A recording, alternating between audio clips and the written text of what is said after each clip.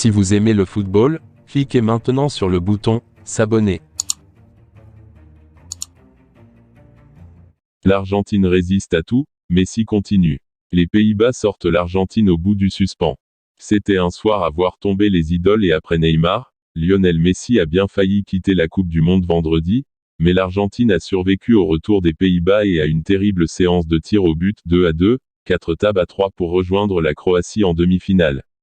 Mardi à Lusail, le mondial 2-0-2-2 offrira donc un duel pour une place en finale entre Messi et Luka Modric, deux artistes de plus de 35 ans, l'âge où l'on peut s'inscrire en catégorie vétéran.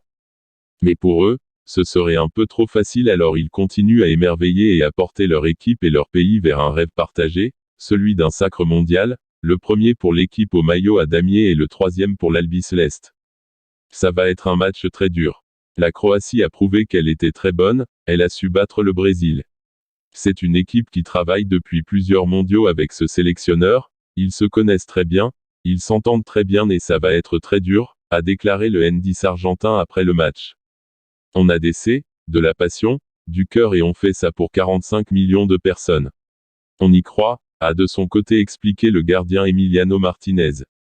Comme la Bombonera, le gardien d'Aston Villa fait partie des héros du jour, pour avoir repoussé les deux premiers tirs au but néerlandais, Virgil van Dijk et Steven Bergwijn.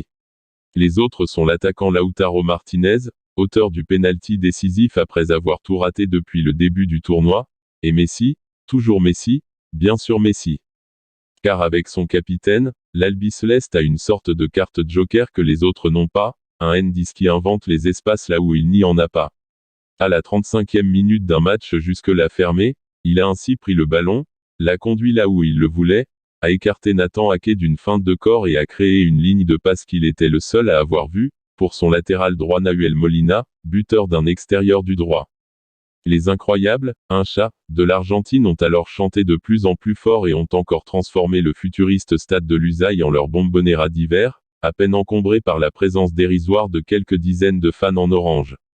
En deuxième période, les Néerlandais ont continué à ne rien proposer et quand Messi a doublé la marque sur un pénalty maladroitement concédé par Denzel Dumfries devant Marcos Acuna, inscrivant au passage son 4e but du tournoi, on a pensé que le match était joué.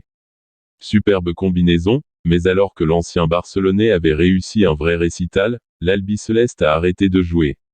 Lionel Scaloni a multiplié les changements, désorganisant son arrière-garde, et son équipe a fini par perdre le contrôle, dans une fin de match très tendue, 14 avertissements en tout marqués par plusieurs amorces de bagarre générale.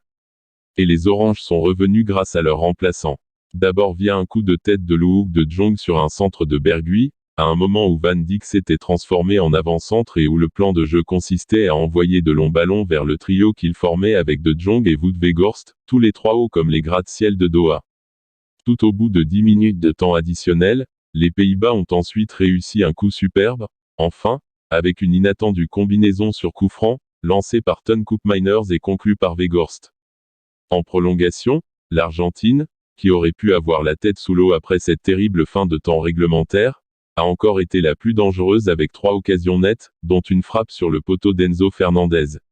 Mais les tirs au but ont tourné en sa faveur et Messi poursuit sa quête, devenir champion du monde une fois, lui qui a tout gagné et réalisé tous les exploits plusieurs fois.